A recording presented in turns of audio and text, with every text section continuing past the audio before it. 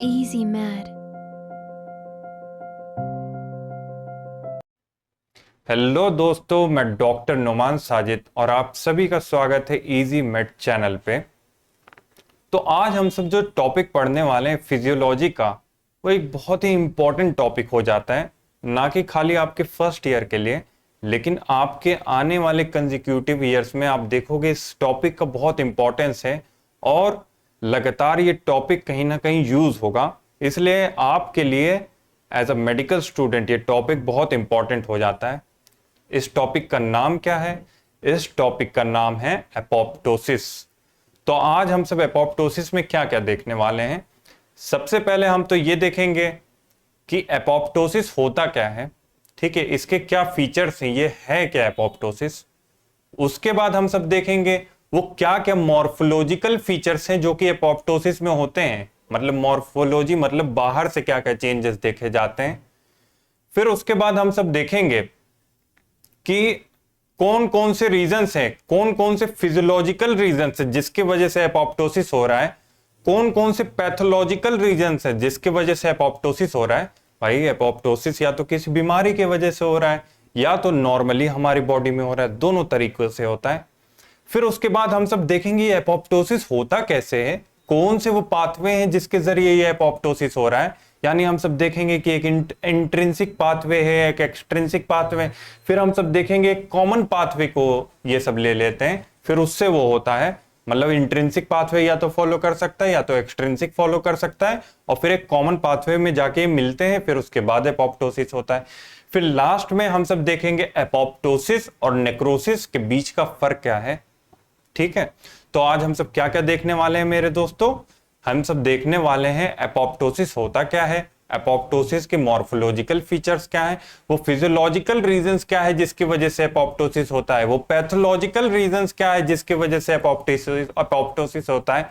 फिर उसके बाद हम क्या देखेंगे, उसके बाद हम सब देखेंगे वो कौन कौन से पाथवे हैं जिससे एपोप्टोसिस होता है, वो पाथवे कैसे चलते हैं, इंट्रिंसिक पाथवे, एक्सट्रिंसिक पाथवे, फिर कॉमन पाथवे। फिर लास्ट में हम सब देखेंगे एपोप्टोसिस और नेक्रोसिस के बीच का डिफरेंस। तो चलिए आज का अपना लेक्चर शुरू करते हैं। तो जैसे कि आप सब देख सकते हैं एपोप्टोसिस बड़ा बड़ा आपकी स्क्रीन पे दिख रहा होगा। तो आते हैं आज के लेक्चर को शुरू करते हैं। भैया ये एपोप्टोसिस होता क्या डॉक्टर साहब? एपोप्टोसिस का मतलब एक तरीके से सेल की डेथ होना, लेकिन प्रोग्रामिंग के साथ, एक पूरी प्रोग्रामिंग करके सेल की डेथ होना। और इस प्रोग्रामिंग में जिसमें सेल की डेथ होती है एक बहुत ही इंपॉर्टेंट प्रोटीन का इन्वॉल्वमेंट रहता है जो कि कैस्पेज रहती है। ठीक है, तो इसलिए इसकी डेफिनेशन बन जाती है caspase dependent program cell death. यानी एपोप्टोसिस क्या है? एपोप्टोसिस एक प्रोग्राम्ड सेल डेथ है, एक प्रोग्राम के तहत सेल मर जा रहा है, मतलब एक तरीके से कह सकते हो सेल सुसाइड कर रहा है, क्योंकि एक प्रोग्रामिंग के तहत ये हो रहा है ना। तो लेकिन इसमें क्या इन्वॉल्व रहता है? कैस्पेज। तो इसलिए इसकी पूरी डेफिनेशन जो बन जाती है वो बन जाती है caspase dependent program cell death. अब डॉक्टर साहब सवाल ये उठता है, ये एपोप्टोसिस जो हमारी बॉडी में हो रही है, चाहे फिजियोलॉजिकल रीजन के वजह से हो रही है, चाहे हमारे पैथोलॉजिकल रीजन के वजह से हो रही है, क्या इसमें एनर्जी की जरूरत पड़ रही है? हाँ हाँ डॉक्टर साहब, इसमें एनर्जी की जरूरत पड़ती है। ये एक एक्टिव प्रोसेस है, ये एनर्जी डिपेंडेंट प्रोसेस है। ठीक है, ये किसी भी सेल में हो सकता है। ठीक है, जहां पे भी एपोप्टोसिस की जरूरत है वो उस सेल में हो जाएगा। अच्छा, इसमें एक इंपॉर्टेंट बात यह है, ऐसा नहीं है कि क्या कहते हैं जब एपोप्टोसिस हो रही है, जब सेल मर रहा है तो अंदर के सारे कंटेंट्स निकल के बाहर आ जाएंगे, ऐसा कुछ नहीं होगा। अभी आप मॉर्फोलॉजिकल फीचर्स में देखोगे कि एपोप्टोटिक बॉडीज बनती हैं, ऐसा नहीं है कि सारे कंटेंट्स बाहर आ जाते हैं। और एक और इंपॉर्टेंट बात जो इसमें बनती है वो ये है कि इसमें कोई भी इन्फ्लेमेशन नहीं होता है। जब आप सेकेंड ईयर में पहुंचोगे, आप अच्छे से पूरा इन्फ्लेमेशन पढ़ोगे, आप देखोगे कि एपोप्टोसिस में कभी भी इन्फ्लेमेशन नहीं होता है।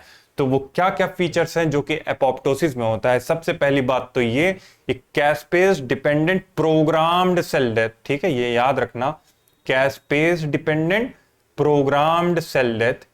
सेल मर जा रहा है प्रोग्रामिंग के तहत, मतलब उसमें प्रोग्रामिंग की जा रही है कि सेल को मारा जाए। ठीक है, उसी को प्रोग्राम सेल डेथ कह सकते हैं। एक तरीके से ये सुसाइड ही हुई। ठीक है, कैसा ये प्रोसेस है, क्या इसमें एनर्जी की जरूरत पड़ती है? हाँ भाई, ये एक्टिव प्रोसेस है, ये एनर्जी डिपेंडेंट प्रोसेस है डॉक्टर साहब, याद रखना। ये इंडिविजुअल सेल्स में होता है। एक इंपॉर्टेंट बात मैंने क्या बताई, सेल कंटेंट्स रिलीज नहीं होते हैं सराउंडिंग टिश्यू में। और क्या इसमें इन्फ्लामेशन रिएक्शन इन्वॉल्व रहती है? बिल्कुल भी नहीं, नो इन्फ्लामेटरी रिएक्शन। तो हमने अभी तक क्या देखा डॉक्टर साहब? हमने सबसे पहले डेफिनेशन पढ़ी एपोप्टोसिस की। ये क्या होता है? कैस्पेस डिपेंडेंट प्रोग्राम सेल डेथ होता है। क्या ये एक्टिव प्रोसेस है? हाँ, ये एक्टिव प्रोसेस है, इसमें एनर्जी की जरूरत पड़ती है। ठीक है, और हमने क्या देखा कि जो भी कंटेंट्स होते हैं वो सराउंडिंग में रिलीज नहीं होते हैं। और फिर चौथी बात हमने क्या देखी, इसमें कोई भी इन्फ्लेमेशन नहीं होता है। तो अब हम सब आ जाते हैं अपने अगले टॉपिक पे, जो है मॉर्फोलॉजिकल फीचर्स ऑफ एपोप्टोसिस। अब हम सब देखेंगे मॉर्फोलॉजी में क्या क्या चेंज आएगा, क्या क्या देखने में क्या क्या चीजें चेंज आएंगी। अगर हम सब देखेंगे किसी सेल को कि उसमें एपोप्टोसिस हो रही है, तो हमें क्या क्या देखने पे, क्या क्या बाहरी तौर पे क्या क्या चेंजेस दिखेंगे। तो भैया सबसे पहले आपको जो चेंज दिखेगा वो दिखेगा कि सेल सिकुड़ रहा है, सेल का साइज कम हो रहा है, यानी सेल में श्रिंकेज हो रहा है, मतलब वो क्या कहते हैं, श्रिंक हो रहा है, सिकुड़ रहा है। ठीक है, दूसरा आप क्या चीज देखोगे? दूसरा ये चीज आप देखोगे कि जो सेल का साइटोप्लाज्म बहुत गाढ़ा हो गया, बहुत डेंस हो गया। ठीक है, तीसरी बात आप क्या देखोगे? आप तीसरी बात ये देखोगे डॉक्टर साहब कि न्यूक्लियस जो आपका है वो कंडेंस हो रहा है, छोटा हो रहा है, और फिर वो छोटे छोटे फ्रैगमेंट में बढ़ जा रहा है। ठीक है, फिर आखिरी में आप क्या देखोगे? आप देखोगे कि सेल पूरा ब्रेक हो जाता है बहुत सारी एपोप्टोटिक बॉडीज में। अब भैया इस एपोप्टोटिक बॉडीज का क्या होता है? इन एपोप्टोटिक बॉडीज को हमारे चाचा जी मैक्रोफेज आके खा लेते हैं। ठीक है, या तो ये नेबरिंग सेल मतलब अगल बगल के सेल्स में जाके समा जाती हैं। तो अंत में फैगोसाइटोसिस होता है। तो क्या क्या चीजें हम सब देखते हैं भैया डॉक्टर साहब इस मॉर्फोलॉजिकल फीचर्स ऑफ एपोप्टोसिस में? सबसे पहले तो हम सब देखेंगे सेल सिकुड़ने लगता है, सेल का श्रिंकेज होता है, और सेल का श्रिंकेज होता है। और क्या देखते हैं? साइटोप्लाज्म हमारा डेंस हो जाता है। ठीक है, बहुत ज्यादा गाढ़ा हो जाता है। उसके बाद हम सब क्या देखते हैं? न्यूक्लियस हमारा कंडेंस होता है और बहुत सारे फ्रैगमेंट्स में बढ़ जाता है। ठीक है, न्यूक्लियस भी हमारा कंडेंस होता है और बहुत सारे फ्रैगमेंट में बढ़ जाता है। फिर आखिर में हम सब क्या देखते हैं? पूरा सेल बहुत सारे पार्ट्स में ब्रेक होता है और एपोप्टोटिक बॉडीज बनाता है। भैया इन एपोप्टोटिक बॉडीज को या तो हमारे चाचा जी मैक्रोफेजेस कहा जाते हैं, या तो ये नेबरिंग सेल्स, अगल बगल के सेल्स, उन्हें फैगोसाइटोस कर जाते हैं। ठीक है, तो morphological features of apoptosis, morphological features of apoptosis, सबसे पहला क्या है? सेल श्रिंक हो रहा है। ठीक है, सेल हमारा सिकुड़ने लगता है, जैसे कि आप इस डायग्राम में देख सकते हो।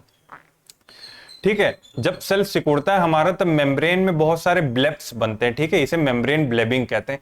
फिर उसके बाद हम क्या देखते हैं? साइटोप्लाज्म इसमें डेंस हो जाता है, बहुत गाढ़ा हो जाता है। और क्या देखते हैं? हमारा न्यूक्लियस कंडेंस हो जाता है, मतलब बहुत कंडेंस होना, आपस में आ जाना, पास पास आ जाना। ठीक है, और फ्रैगमेंट्स में बढ़ जाता है, टुकड़ों में बढ़ जाता है हमारा न्यूक्लियस। उसके बाद हम सब क्या देखते हैं? हमारा पूरा का पूरा सेल ब्रेक होता है बहुत सारी एपोप्टोटिक बॉडीज में।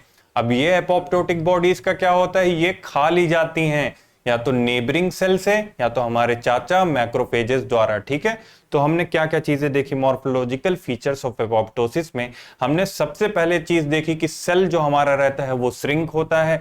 दूसरी बात हमने देखी कि सेल का साइटोप्लाज्म बहुत डेंस हो जाता है। तीसरी बात हमने देखी कि हमारा न्यूक्लियस भी कंडेंस होता है और टुकड़ों में बढ़ जाता है, फ्रैगमेंट्स में बढ़ जाता है। चौथी बात हमने क्या देखी? सेल बहुत सारे हमारे एपोप्टोटिक बॉडीज में बढ़ जाता है। ठीक है, और फिर इन एपोप्टोटिक बॉडीज को या तो नेबरिंग सेल्स खा लेते हैं या तो मैक्रोफेजेस खा लेते हैं। तो अभी तक हमने दो टॉपिक्स देख लिए। क्या क्या देखा हमने? सबसे पहले तो हमने देखा डेफिनेशन एपोप्टोसिस की क्या थी और उसके क्या क्या फीचर्स थे। दूसरे नंबर पे हमने देखा कि मॉर्फोलॉजिकल फीचर्स क्या आते हैं एपोप्टोसिस के दौरान। अब हम सब देखने वाले हैं कि कॉजेज ऑफ एपोप्टोसिस क्या है, क्या क्या रीजन है एपोप्टोसिस के। अब भैया रीजन दो टाइप के हो सकते हैं, या तो जन्मजात नेचुरली वो सब हो रहे हैं, यानी फिजियोलॉजिकल यानी नॉर्मली, फिजियोलॉजी मतलब नॉर्मल ह्यूमन बॉडी को पढ़ना ही फिजियोलॉजी कहलाती है। या तो वो एपोप्टोसिस भाई नॉर्मली हो रही है, फिजियोलॉजिकल वे में हो रही है, या तो हो सकता है वो एपोप्टोसिस किसी बीमारी की वजह से, किसी पैथोजन की वजह से, या कोई दूसरा एक्सटर्नल सोर्स जो कि पैथोलॉजी क्रिएट कर रहा है उसकी वजह से हो रही हो।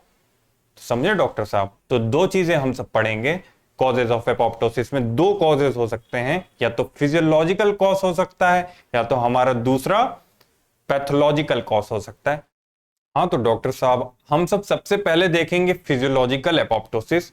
फिजियोलॉजिकल एपोप्टोसिस में भी सबसे पहले हम सब देखेंगे एम्ब्रियोजेनेसिस के दौरान। आपको क्या लगता है डॉक्टर साहब, जब आप एम्ब्रियो रहे होंगे और जब आप पैदा हुए हैं, तो क्या आपके सारे के सारे सेल्स जैसे थे वैसे ही बाहर आ गए? नहीं, ऐसे बहुत से सेल्स थे जिनका डेथ होना, जिनको मरना बहुत जरूरी था। जैसे कि जब हम सब एम्ब्रियो रहते हैं तो हमारी फिंगर्स आपस में जुड़ी रहती हैं, और इन्हें ओपन होने के लिए बीच के सेल को डाई करना पड़ेगा, उन्हें मरना पड़ेगा जिससे ये फिंगर्स ओपन हो सकें, तो उसमें एपोप्टोसिस होती है। ऐसे बहुत सी जगहों पे एम्ब्रियो में एपोप्टोसिस देखी जाती है। प्रोग्राम सेल डेथ, यानी सेल खुद सुसाइड कर लेता है अच्छे के लिए। ये फिजियोलॉजिकल एपोप्टोसिस का एक अच्छा एग्जाम्पल है। दूसरा हमारा कौन सा एग्जाम्पल है? Hormone dependent tissue involution. यानी डॉक्टर साहब, जब तक उस टिश्यू को हार्मोन मिल रहा था तब तक तो वो ठीक था, लेकिन जैसे ही हार्मोन की सप्लाई उस टिश्यू को कम हुई, वैसे ही वहां पे एपोप्टोसिस हुई और वो टिश्यू वहां से हट गया। अच्छा, इसका सबसे बढ़िया एग्जाम्पल हमारा कौन सा आता है? जब एक लेडी प्रेग्नेंट रहती है। प्रेग्नेंट लेडी का यूट्रस काफी मोटा हो जाता है। क्यों? क्योंकि वो प्रोजेस्ट्रॉन और ईस्ट्रोजन के इन्फ्लुएंस में रहता है। वो काफी थिक हो जाता है, काफी स्ट्रांग हो जाता है, जिससे वो चाइल्ड को बियर कर सके। लेकिन जब चाइल्ड की बर्थ हो जाती है, क्या उसकी वही थिकनेस मेंटेन रहती है? नहीं डॉक्टर साहब, ऐसा नहीं है। ऐसा क्यों होता है? क्योंकि हार्मोन का लेवल ड्रॉप करता है। हार्मोन का लेवल ड्रॉप करने के बाद वहां के सेल्स को सिग्नल आता है, भैया अब एपोप्टोसिस शुरू कर दो, अब एपोप्टोसिस की जरूरत है, प्रोग्राम सेल डेथ की जरूरत है। तो जो भी क्या कहते हैं एक्स्ट्रा सेल जन्म लिए थे वहां पे, उनकी डेथ हो जाती है और वो वहां से निकल जाते हैं। ठीक है, अगला हमारा जो इंपॉर्टेंट एग्जाम्पल आता है फिजियोलॉजिकल एपोप्टोसिस में, वो हमारा आता है मेंस्ट्रुअल साइकिल में। हर मंथ में फीमेल्स में देखा जाता है कि मेंस्ट्रुएशन फेज आती है। ये मेंस्ट्रुएशन फेज क्यों आती है? ये एपोप्टोसिस की वजह से ही आती है, क्योंकि वहां के सेल की जो लाइनिंग रहती है वो शेड होने लगती है, खुद को डेथ कर लेती है। इसके वजह से वहां के सेल्स गिरते हैं। क्यों गिरते हैं? ये भी हमारा हार्मोन के इन्फ्लुएंस में ही होता है। जब प्रोजेस्टेरोन का लेवल गिरता है तो ये मेंस्ट्रुएशन फेज आता है। ठीक है, सिमिलरली देखा गया है जो लैक्टेटिंग मदर्स रहती हैं आफ्टर बर्थ, जो कि मिल्क प्रोड्यूस करती हैं। अब भाई जब क्या कहते हैं बच्चे ने दूध पीना छोड़ दिया, अब तो मदर को क्या कहते हैं उन सेल्स की जरूरत नहीं ना जो कि दूध बना रही हैं। अब उन सेल्स का डेथ में जाना जरूरी है, एक्स्ट्रा फैट का डेथ में जाना जरूरी है। ठीक है, जब बच्चे ने दूध पीना बंद कर दिया। ठीक है, तो इस केस में भी फिजियोलॉजिकल एपोप्टोसिस का एग्जाम्पल हो जाता है। ठीक है। अच्छा डॉक्टर साहब, बहुत बार ऐसे होता है कि हमारी बॉडी में ऐसी लिम्फोसाइट्स हो जाती जो खुद हमारे बॉडी के ऑर्गन्स को डैमेज करने लगती हैं। तो जरूरी है, लिम्फोसाइट भी तो हमारी एक सेल है, कि ये लिम्फोसाइट्स एपोप्टोसिस के अंदर जाएं, जो भी इनके अंदर डिफेक्ट हुआ है अब इन्हें खत्म किया जाए, जिससे ये सेल्फ रिएक्टिव ना रहे, ये रहे ही ना, और जिससे हमारे बॉडी को नुकसान ना हो। ठीक है, तो elimination of self reactive lymphocytes भी कैसे होता है? फिजियोलॉजिकल एपोप्टोसिस की वजह से होता है। ऐसे ही हमारे बॉडी में बहुत सारे सेल रहते हैं जिनकी कुछ समय के लिए जरूरत पड़ती है, वो वहां पे आ जाते हैं, फिर उनको डेथ के अंदर जाना पड़ता है। तो वहां पे फिजियोलॉजिकल एपोप्टोसिस एक बहुत इंपॉर्टेंट रोल प्ले करती है। तो आइए देखते हैं कॉजेज ऑफ एपोप्टोसिस। तो कॉजेज ऑफ एपोप्टोसिस दो टाइप की हो सकती है, एक तो फिजियोलॉजिकल एपोप्टोसिस हो सकती है और दूसरी हमारी पैथोलॉजिकल एपोप्टोसिस हो सकती है। तो फिजियोलॉजिकल एपोप्टोसिस हमारी कब होती है? पहला मैंने बताया था ड्यूरिंग एम्ब्रियोजेनेसिस। ठीक है, जब हम एम्ब्रियो का डेवलपमेंट हो रहा होता है तो बहुत से बेकार सी सेल्स रहती हैं, उन्हें मरना जरूरी रहता है, एपोप्टोसिस के अंदर जाना जरूरी रहता है। तो during embryogenesis hormone dependent tissue involution, जैसे इसका एग्जांपल मैंने कब बताया? After delivery of child, after delivery of child क्या देखा जाता है कि यूट्रस reduces in size। और डॉक्टर साहब ऐसा क्यों पॉसिबल हो पा रहा है? ऐसे इसलिए पॉसिबल हो पा रहा है क्योंकि उस यूट्रस में एपोप्टोसिस हो रही है। फिर उसके बाद हमने देखा रेगुलर मेंस्ट्रुअल साइकिल में एंडोमेट्रियम जो रहता है वो शेड करता है। वो क्यों शेड करता है? क्योंकि एपोप्टोसिस उसमें होती है। Lactating breast after weaning, weaning का यहां पे मतलब है जब बच्चा ब्रेस्ट फीडिंग को रोक दिया जाता है, ब्रेस्ट फीडिंग स्टॉप्ड, इसी को हम सब वीनिंग कह देते हैं। ठीक है, जब ब्रेस्ट फीडिंग को रोक दिया जाता है उसी को वीनिंग कह देते हैं। तो लैक्टेटिंग ब्रेस्ट आफ्टर वीनिंग, उसमें भी एपोप्टोसिस होती है। वो सेल्स जो कि क्या कहते हैं हमारे मिल्क प्रोड्यूस कर रहे थे उनकी डेथ होती है, अब उनकी जरूरत नहीं रहती जब बच्चा दूध पीना बंद कर देता है। ठीक है, और हमने क्या देखा था, बहुत सारी हमारी सेल्फ रिएक्टिव लिम्फोसाइट्स कभी कभी बन जाती हैं, इनका भी डेथ में जाना जरूरी है वरना वो हमारे बॉडी को हार्म पहुंचाएंगी। ठीक है, और removal of cells after fulfilling their function. ठीक है, बहुत से सेल्स रहते हैं जिनको रिमूव करना जरूरी रहता है जब वो अपना फंक्शन कर लेते हैं। तो फिजियोलॉजिकल एपोप्टोसिस में हमने क्या क्या एग्जांपल्स देखे? सबसे पहले हमने देखा एम्ब्रियोजेनेसिस का, उसके बाद हमने क्या देखा, हार्मोन डिपेंडेंट टिश्यू इनोव्यूलेशन, फिर तीसरे नंबर पे हमने देखा है एंडोमेट्रियल शेडिंग। ठीक है, चौथे नंबर पे हमने देखा लैक्टेटिंग ब्रेस्ट आफ्टर वीनिंग। ठीक है, पांचवें नंबर पे देखा elimination of self reactive lymphocyte. छठे नंबर पे देखा removal of cells after fulfilling their function. तो अब हम सब आ जाते हैं अपने अगले टॉपिक पे, यानी पैथोलॉजिकल एपोप्टोसिस। हम क्या देख रहे थे? Causes of apoptosis. हमें पता है कि दो टाइप के कॉजेज हो सकते हैं, या तो फिजियोलॉजिकल कॉज हो सकता है एपोप्टोसिस का, या तो पैथोलॉजिकल कॉज हो सकता है। ठीक है, फिजियोलॉजिकल कॉज में हमने देख लिया कि क्या क्या कॉज हो सकते हैं। अब हम सब देखने वाले हैं वो कौन से बीमारी के कॉजेस हैं जिसकी वजह से एपोप्टोसिस होता है। ठीक है, वो पैथोलॉजिकल कॉजेस क्या क्या हैं जिसमें एपोप्टोसिस होता है। तो भैया एक सेल है, उसका डीएनए डैमेज हो गया। अब हमें क्या चाहिए भाई, जिसका डीएनए डैमेज हो रहा है वो डिफेक्टिव प्रोटीन्स बनाएगा ना, हमें चाहिए कि ये सेल मर जाए। तो उसमें क्या होगी? एपोप्टोसिस होगी। तो डीएनए डैमेज का केस हो गया जिसमें पैथोलॉजिकल एपोप्टोसिस होती है। दूसरा, सेल्स पे रेडिएशन पड़ गई। अब भाई रेडिएशन पड़ गई तो उनमें म्यूटेशन हो सकता है, जरूरी क्या है? ये सेल्स मर जाएं। तो इन सेल्स को मारने के लिए भी क्या जरूरी है?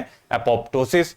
फिर हमने भाई मान लो ऐसी ड्रग्स खा ली जो कि सेल्स को मारती ही हैं, तो ये साइटोटॉक्सिक ड्रग्स हमारी हो गई। ठीक है, ये भी पैथोलॉजिकल एपोप्टोसिस का वन ऑफ द रीजन है। ठीक है, और क्या हो गया, हमारे सेल में बहुत सारी मिसफोल्डेड प्रोटीन्स का एक्यूमुलेशन हो रहा है। ठीक है, मिसफोल्डेड प्रोटीन्स ऐसी प्रोटीन्स है जो मतलब प्रोटीन तो बनी लेकिन आपस में बहुत ज्यादा फोल्डेड हैं, जिनका कोई काम नहीं। ठीक है, तो ऐसे सेल्स को भी हम क्या चाहेंगे कि ये मर जाएं, इनका कोई जरूरत नहीं।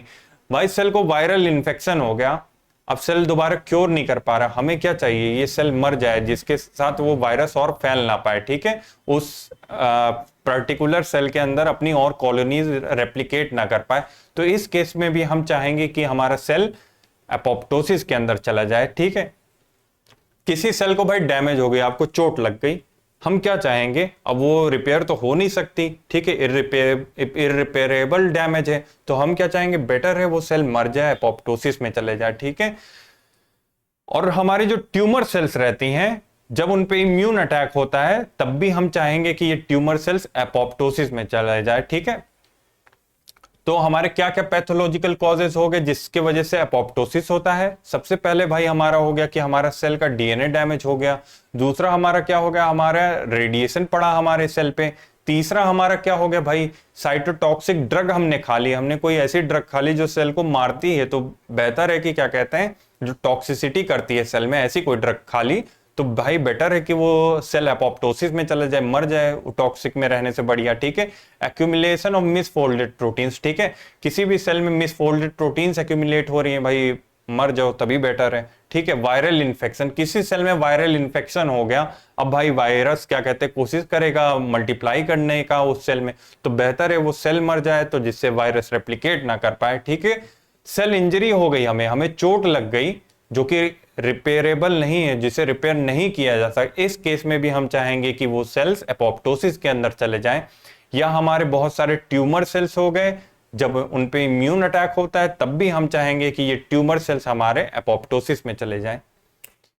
असल में ये जो लास्ट वाला हमारा पॉइंट है, इसमें एक तरीके से मैकेनिज्म को बताया गया है कि जो हमारे जो ट्यूमर सेल्स रहते हैं उन पे आके हमारा इम्यून सिस्टम अटैक करता है और हमारे एपोप्टोसिस को एक्टिवेट कर देता है, एपोप्टोसिस को एक्टिवेट कर देता है, जिसकी वजह से ये सेल खुद ब खुद अपने आप को त्याग देते हैं और मर जाते हैं। ठीक है, तो अभी तक हम सबने क्या क्या देख लिया? हमने ये देखा कि एपोप्टोसिस होता क्या है और उसके क्या क्या फीचर्स होते हैं। उसके बाद हमने देखा कि ये मॉर्फोलॉजिकल फीचर्स क्या क्या होते हैं एपोप्टोसिस के। उसके बाद हमने देखा वो कौन कौन से कॉजेज हैं जिससे एपोप्टोसिस होता है। हमने देखा था एक फिजियोलॉजिकल कॉज होता है, एक पैथोलॉजिकल कॉज होता है, उसको भी हमने डिटेल में पढ़ा। अब हम सब देखेंगे ये एपोप्टोसिस होता कैसे है। तो भाई डॉक्टर साहब, ये जो हमारा एपोप्टोसिस है, ठीक है, ये कैस्पेस की मदद से होता है, ये कैस्पेस डिपेंडेंट पाथवे है। लेकिन बेसिकली इसे इनिशिएट करने के लिए दो पाथवे होते हैं और एग्जीक्यूट करने के लिए सिर्फ एक पाथवे होता है, जिसे हम सब कॉमन पाथवे कहते हैं। और इनिशिएट करने के लिए दो पाथवे होते हैं। वो दो पाथवे कौन कौन से होते हैं? एक हमारा होता है एक्सट्रिंसिक पाथवे, जिसका दूसरा नाम होता है डेथ रिसेप्टर पाथवे, और दूसरा हमारा होता है इंट्रिंसिक पाथवे, जिसका दूसरा नाम होता है माइटोकॉन्ड्रियल पाथवे। तो हमने क्या क्या देखा? ये जो एपोप्टोसिस है ये कैस्पेस डिपेंडेंट पाथवे है। ठीक है, इसमें कैस्पेस प्रोटीन इन्वॉल्व रहते हैं। अभी हम सब देखेंगे कौन से पाथवे में कौन सा इन्वॉल्व रहता है, ये भी हम देखेंगे। पर हमने क्या देखा? ये जो पूरा पाथवे है असल में इसमें दो इनिशिएटर पाथवे, कोई भी एक इनिशिएटर हो सकता है और फिर वो जाके कॉमन एग्जीक्यूशन पाथवे या कॉमन पाथवे या एग्जीक्यूशन पाथवे में जाके मिल जाते हैं। ठीक है, तो इनिशिएटर पाथवे दो में से किसी एक तरीके से हो सकता है। या तो वो एक्सट्रिंसिक पाथवे होता है जिसे हम सब डेथ रिसेप्टर पाथवे कहते हैं, या तो वो इंट्रिंसिक पाथवे होता है जिसे हम सब माइटोकॉन्ड्रियल पाथवे कहते हैं। फिर ये दोनों पाथवे जब एक्टिवेट होते हैं तो ये इनिशिएटर कैस्पेसेस को एक्टिवेट करते हैं। ये इनिशिएटर कैस्पेसेस हमारे एग्जीक्यूशनर कैस्पेस को एक्टिवेट करते हैं, और ये एग्जीक्यूशनर कैस्पेस जब एक्टिवेट हो जाते हैं तो यही एपोप्टोसिस कराते हैं। ठीक है, तो क्या क्या है हमारे इनिशिएटर पाथवे दो टाइप के हैं, या तो एक्सट्रिंसिक पाथवे या तो इंट्रिंसिक पाथवे। एक्सट्रिंसिक पाथवे का दूसरा नाम death receptor pathway, intrinsic pathway का दूसरा नाम माइटोकॉन्ड्रियल पाथवे। ठीक है, एक्सट्रिंसिक पाथवे चाहे चल रहा हो चाहे इंट्रिंसिक पाथवे चल रहा हो, उससे हमारे इनिशिएटर कैस्पेसेस बनते हैं। ठीक है, एक्टिवेट होते हैं। फिर ये इनिशिएटर कैस्पेसेस जाके एग्जीक्यूशनर कैस्पेसेस को एक्टिवेट करते हैं, फिर फाइनली हमारा एपोप्टोसिस होता है। तो आइए देखते हैं। Apoptosis is mediated by a caspase dependent pathway which can be initiated by two main pathway that converge into a common executioner pathway। ठीक है, ठीक है, टू मेन पाथवे वो कौन कौन से हैं? एक्सट्रिंसिक पाथवे जिसे डेथ रिसेप्टर पाथवे भी नाम देते हैं। ठीक है, दूसरा हमारा कौन सा? इंट्रिंसिक पाथवे जिसे हम सब माइटोकॉन्ड्रियल पाथवे भी नाम देते हैं। ठीक है, extrinsic pathway intrinsic pathway initiator caspases को एक्टिवेट करते हैं, फिर ये फर्दर एग्जीक्यूशनर कैस्पेसेस को एक्टिवेट करता है, फिर ये एपोप्टोसिस को एक्टिवेट करता है। ठीक है, तो आइए हम सब देखते हैं डिटेल में अपने एक्सट्रिंसिक पाथवे का, जिसका दूसरा नाम डेथ रिसेप्टर पाथवे भी होता है। तो ठीक है डॉक्टर साहब, हम देखेंगे। तो होता क्या है, हमारा क्या कहते हैं, एक लाइगेंड होता है जो कि हमारा डेथ लाइगेंड होता है, वो आके हमारे डेथ रिसेप्टर से बाइंड कर जाता है। ठीक है, सेल सरफेस पे। देखो होता क्या है डॉक्टर साहब, लाइगेंड होता क्या है पहले ये समझो। कोई भी मॉलिक्यूल जो कि रिसेप्टर से बाइंड करके एक्टिवेट करे सेल के फंक्शन को, कोई भी मॉलिक्यूल, चाहे वो न्यूरोट्रांसमीटर हो, चाहे वो क्या कहते हैं कोई हार्मोन हो, वो आके बाइंड करके रिसेप्टर से फिर फर्दर एक्टिवेट करे उस रिसेप्टर के फंक्शन से, जो भी उस रिसेप्टर से होता है, उसी को हम सब लाइगेंड कहते हैं। तो ठीक है, एक्सट्रिंसिक पाथवे में हमने क्या देखा? Death receptor pathway. ठीक है, इनिशिएशन कैसे होता है? Triggered by binding of extracellular death ligands to death receptors on the cell surface. ठीक है, एक्सट्रिंसिक पाथवे हमारा कैसे वजूद में आता है? जो भी हमारा डेथ रिसेप्टर का लाइगेंड है वो आके जब हमारे डेथ रिसेप्टर से बाइंड करता है सेल के सरफेस पे, तभी वो एक्सट्रिंसिक पाथवे का इनिशिएशन करता है। ठीक है, हमारे मतलब क्या हुआ भाई, कैसे इनिशिएशन होता है, हमारा जो क्या कहते हैं डेथ लाइगेंट है, कोई भी लाइगेंट हो सकता है वो, ठीक है, चाहे हार्मोन हो सकता है, चाहे न्यूरोट्रांसमीटर हो सकता है, इस केस में उस लाइगेंट को हम सब डेथ लाइगेंट कहते हैं। वो जब हमारे आके डेथ रिसेप्टर से बाइंड करता है सेल की सरफेस पे, तभी इनिशिएशन होता है। और वो डेथ रिसेप्टर दो टाइप के होते हैं। वो दो टाइप कौन कौन से हो सकते हैं, या तो वो फास्ट हो सकता है जिसे हम सब CD95 भी कहते हैं, या तो वो हमारा TNF रिसेप्टर हो सकता है जिसे हम सब TNF-R1 भी कहते हैं, ठीक है। हमारे दो कौन से इंपॉर्टेंट डेथ रिसेप्टर्स हैं, या तो हमारा फास्ट है जिसे हम सब CD95 कहते हैं, या तो हमारा TNF रिसेप्टर है जिसे हम सब TNF-R1 कहते हैं, ठीक है। अच्छा, मैकेनिज्म कैसे होता है इसका? मैकेनिज्म कुछ ऐसे होता है, हमारा लाइगेंड आया, बाइंड किया, जब रिसेप्टर पे बाइंड किया, मान लो ये हमारा रिसेप्टर है, ये हमारे रिसेप्टर्स हैं, इस पे आके हमारा लाइगेंड बाइंड किया, ठीक है, ये हमारा लाइगेंड बाइंड किया, ये डेथ लाइगेंड है, ये हमारा डेथ रिसेप्टर है। कोई भी हो सकता है, या तो फास्ट हो सकता है जो कि CD95 भी कहलाता है, या तो हमारा TNF रिसेप्टर हो सकता है जो कि TNF-R1 भी कहलाता है, ठीक है। अब होता क्या है, जब ये लाइगेंड बाइंड करता है रिसेप्टर से आके, डेथ लाइगेंड जब डेथ रिसेप्टर से बाइंड करता है, तो रिसेप्टर्स का ट्राइमेराइजेशन होता है, यानी तीन रिसेप्टर आपस में फ्यूज कर जाते हैं, ठीक है। लाइगेंड के बाइंड करने से क्या हुआ, तीन रिसेप्टर आपस में फ्यूज कर जाते हैं। अब जब तीन रिसेप्टर आपस में फ्यूज कर जाते हैं तो एडॉप्टर प्रोटीन्स आती हैं, एडॉप्टर प्रोटीन्स को रिक्रूट किया जाता है, यानी यहां पे एडॉप्टर प्रोटीन्स आ जाती हैं। एडॉप्टर प्रोटीन्स क्या करती हैं, ये इनिशिएटर कैस्पेजेस को एक्टिवेट करती हैं, ये कैस्पेजेस को एक्टिवेट करती हैं, इनिशिएटर कैस्पेजेस को एक्टिवेट करती हैं, ठीक है। तो आउटकम हमारा फाइनली क्या होगा, ये इनिशिएटर कैस्पेज जाके कर देगा एक्टिवेट एग्जीक्यूशनर कैस्पेजेस को, ठीक है। तो इस पूरे प्रोसेस में हमने क्या देखा, इस पूरे प्रोसेस में हमने ये देखा कि हमारा एक डेथ लाइगेंट है जो कि आके डेथ रिसेप्टर से बाइंड किया। वो डेथ रिसेप्टर क्या हो सकता है, या तो फास्ट हो सकता है जो कि CD95 भी कहलाता है, या तो TNF रिसेप्टर हो सकता है जो कि TNF-R1 भी कहलाता है। मैकेनिज्म कैसे है, आके बाइंड किया, रिसेप्टर का ट्राइमेराइजेशन हुआ, तीन रिसेप्टर आपस में मिल गए, जिसके वजह से एडॉप्टर प्रोटीन आके रिक्रूट हुई। अब ये एडॉप्टर प्रोटीन हमारा क्या करती हैं, इनिशिएटर कैस्पेजेस को एक्टिवेट करती है। फाइनली ये इनिशिएटर कैस्पेजेस हमारा एग्जीक्यूशनर कैस्पेजेस को एक्टिवेट करता है, ठीक है। अच्छा, इनिशिएटर कैस्पेजेस हमारे एक्सट्रिंसिक पाथवे में कौन कौन से होते हैं ये जानना जरूरी है, ठीक है। तो इसके लिए एक ट्रिक है, एक्सट्रिंसिक को हम सब कैसे लिखते हैं, EX पहले लिखते हैं ना, तो E से आप उठा लो 8, यानी कैस्पेज 8 हो गया। और ये क्या दिख रहा है आपको, ये 10 का सिंबल नहीं है रोमन्स में, तो कैस्पेज 10, यानी इनिशिएटर कैस्पेज हम बात करें एक्सट्रिंसिक पाथवे की, तो वो कौन कौन से होते हैं, एक हमारा कैस्पेज 8 हो गया और दूसरा हमारा कैस्पेज 10 हो गया। ये हमने कहां से सीखा, ये हमने सीखा EX से, ठीक है। एक्सट्रिंसिक होता है ना, E से 8 उठा लिया, ये X जो हमारा है रोमन नंबर का 10 होता है, तो यानी इनिशिएटर कैस्पेज एक्सट्रिंसिक पाथवे के लिए हमारे 8 और 10 हो गए। और एग्जीक्यूशनर कैस्पेज तो हमेशा सेम ही रहेंगे ना, चाहे वो एक्सट्रिंसिक पाथवे से हो रहा हो चाहे वो इंट्रिंसिक पाथवे से हो रहा हो, ठीक है। तो एग्जीक्यूशनर कैस्पेजेस हमारे कौन से रहते हैं, 3 रहता है, 6 रहता है, 7 रहता है। कौन कौन से रहते हैं डॉक्टर साहब, 3, 6 और 7, ठीक है। तो ये हमने पूरा एक्सट्रिंसिक पाथवे देख लिया। एक्सट्रिंसिक पाथवे में हमने क्या क्या देखा, डेथ लाइगेंट हमारा डेथ रिसेप्टर से बाइंड किया, जब डेथ रिसेप्टर से बाइंड किया ट्राइमेराइजेशन हुआ, हमारा ट्राइमेराइजेशन की वजह से एडॉप्टर प्रोटीन्स आई, ये एडॉप्टर प्रोटीन इनिशिएटर कैस्पेसेस को एक्टिवेट, हाँ इनिशिएटर कैस्पेसेस इस केस में हमारे कौन कौन से हैं, कैस्पेस 8 है और कैस्पेस 10 है, ठीक है। फिर उसके बाद क्या होता है, ये इनिशिएटर कैस्पेस हमारे एग्जीक्यूशनर कैस्पेस को एक्टिवेट कर देते हैं जो कि कैस्पेस 3, 6 और 7 होते हैं, ठीक है। अब हम सब आगे देखने वाले हैं इंट्रिंसिक पाथवे जो कि माइटोकॉन्ड्रियल पाथवे भी कहलाता है। तो डॉक्टर साहब एक्सट्रिंसिक पाथवे किसके वजह से एक्टिवेट हो रहा था, एक डेथ लाइगेंड की वजह से एक्टिवेट हो रहा था। अब हम सब देखेंगे इंट्रिंसिक पाथवे जिसे हम सब माइटोकॉन्ड्रियल पाथवे कहते हैं, ये क्यों एक्टिवेट होता है।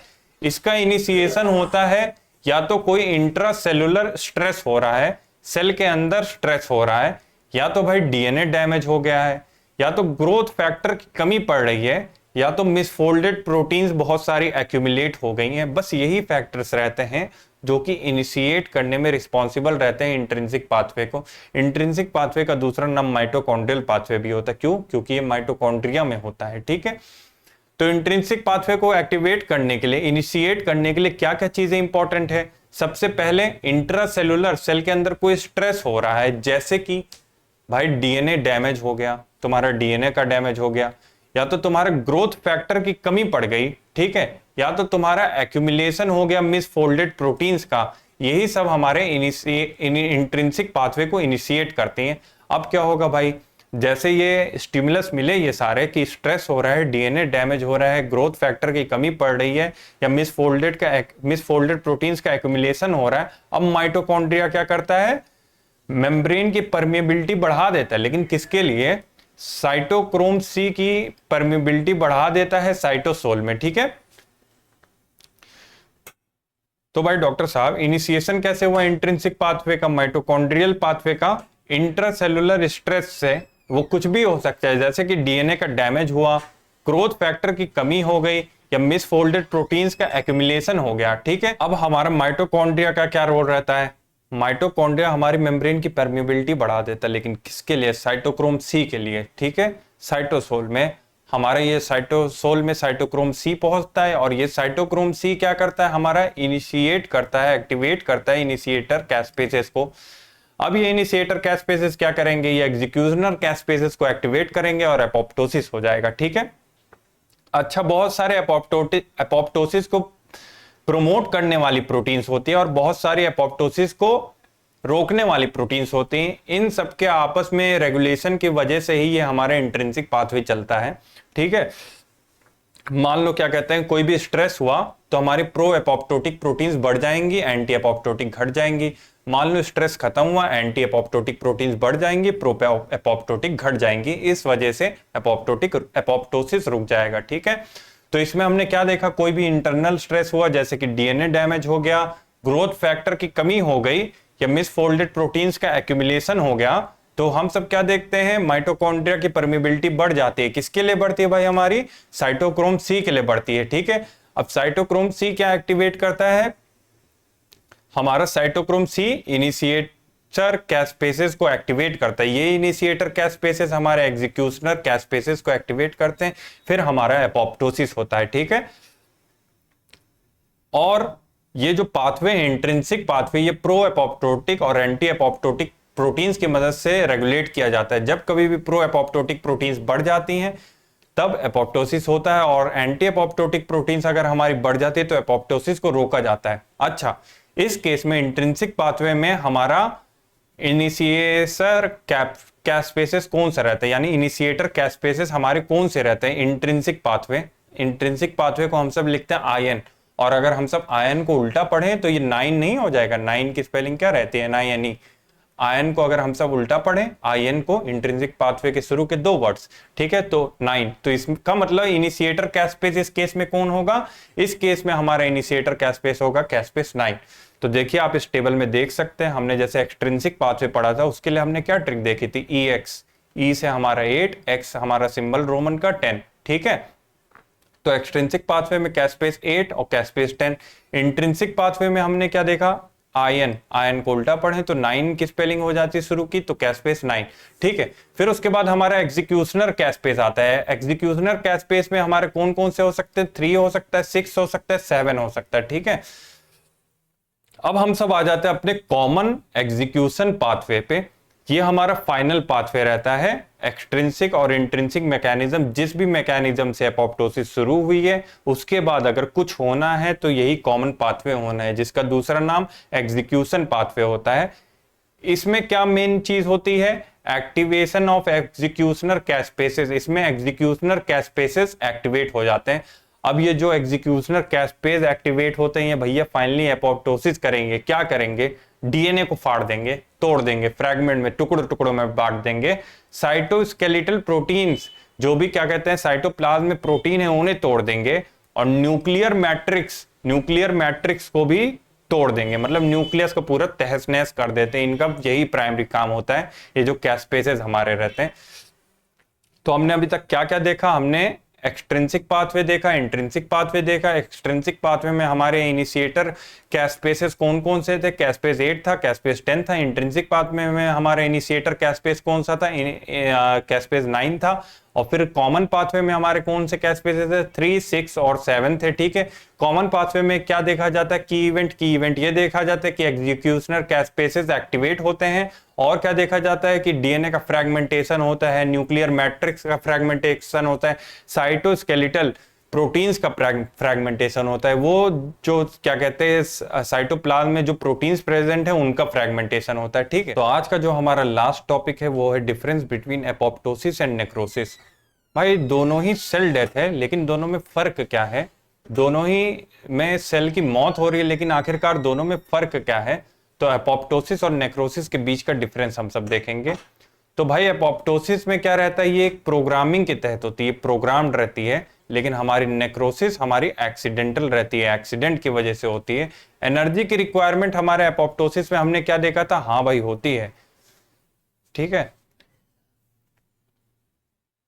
एनर्जी की रिक्वायरमेंट हमने अपने एपोप्टोसिस में क्या देखा था? हाँ भाई होती है। और वही नेक्रोसिस में क्या हमारी कोई एनर्जी की रिक्वायरमेंट होती है? नहीं होती है। सेल इन्वॉल्वमेंट, एपोप्टोसिस में एक सिंगल सेल इन्वॉल्व रहता है और नेक्रोसिस में कुछ ग्रुप ऑफ सेल्स इन्वॉल्व रहते हैं। सेल साइज की बात करें तो हमारे एपोप्टोसिस में वो सिकुड़ रहा था, वहीं नेक्रोसिस में उल्टा स्वेलिंग होती है सेल में। ठीक है, इन्फ्लेमेशन हमारी एब्सेंट थी एपोप्टोसिस में, वही हमारे नेक्रोसिस में प्रेजेंट रहेगी। सराउंडिंग पे कुछ नहीं इफेक्ट पड़ रहा था एपोप्टोसिस में, लेकिन नेक्रोसिस में पड़ेगा। ठीक है, तो नेक्रोसिस की अगर हम सब डेफिनेशन देना चाहें तो क्या कहेंगे? ये पैथोलॉजिकल डेथ ऑफ सेल है और टिश्यू। ठीक है, कॉज्ड बाय इरिवर्सिबल इंजरी। ठीक है, characterized by cell swelling, membrane disruption and an inflammatory response. यानी एपोप्टोसिस और नेक्रोसिस के बीच क्या क्या फर्क हुआ? सबसे पहले नेचर का हुआ। एपोप्टोसिस हमारा प्रोग्रामिंग के तहत होता है, लेकिन नेक्रोसिस हमारा एक्सीडेंटल होता है, अचानक से हो जाता है। कभी इंजरी हो गई, रिवर्सिबल इंजरी हो गई, तब होता है। ठीक है, एनर्जी रिक्वायरमेंट हमारा एपोप्टोसिस में रहता है, नेक्रोसिस में नहीं रहता है। सेल इन्वॉल्वमेंट हमारा एपोप्टोसिस में सिंगल सेल, नेक्रोसिस में हमारे ग्रुप ऑफ सेल्स रहते हैं। सेल साइज घटता है, श्रिंक होता है एपोप्टोसिस में, नेक्रोसिस में बढ़ता है, स्वेल होता है। इन्फ्लेमेशन की बात करें, एब्सेंट रहता है हमारे एपोप्टोसिस में, प्रेजेंट हमारे किस में रहता है? नेक्रोसिस में। इफेक्ट ऑन सराउंडिंग, बहुत कम इफेक्ट रहता है एपोप्टोसिस में, ना के बराबर बहुत ज्यादा इफेक्ट रहता है नेक्रोसिस। तो नेक्रोसिस क्या है? पैथोलॉजिकल डेथ ऑफ सेल और tissue caused by irreversible injury, characterised by cell की swelling, membrane disruption and an inflammatory response. तो आज के वीडियो में इतना ही। Thank you very much.